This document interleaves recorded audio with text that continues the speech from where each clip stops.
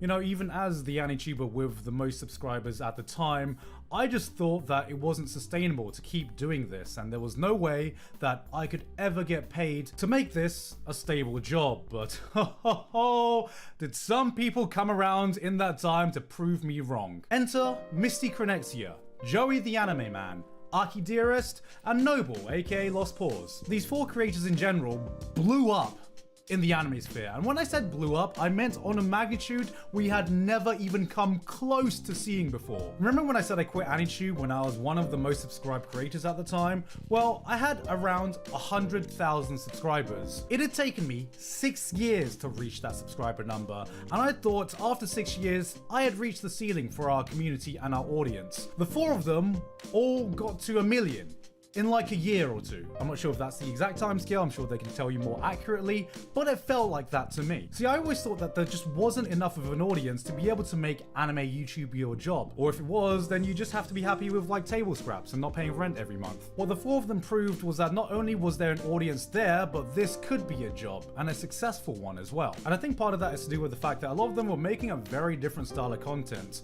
They weren't making anime reviews or anime analysis, but it was more anime vlogging, or YouTube content around the anime culture and audience in general, rather than specific anime shows. It was slightly surreal being on YouTube for so long and seeing such a massive growth spurt of audience that you just never thought existed before. But I think that mirrors just how quickly anime seems to grow in the West period. This was around the time you had mega hits like Attack on Titan and One Punch Man airing, so anime in general was just getting massively more popular than it ever had before, and I think that was reflected on YouTube as well. And you know, even though I'm friends with a lot of these creators, I just gotta say, thanks guys. Without you guys setting the new landscape and proving that there was an audience there and proving that this kind of attention and views was possible, I would never have come back to YouTube. They showed everyone that anime content on YouTube could be a job, and without someone doing that, I would have never have even known that this was a possible route that I could take. And that's why I came back.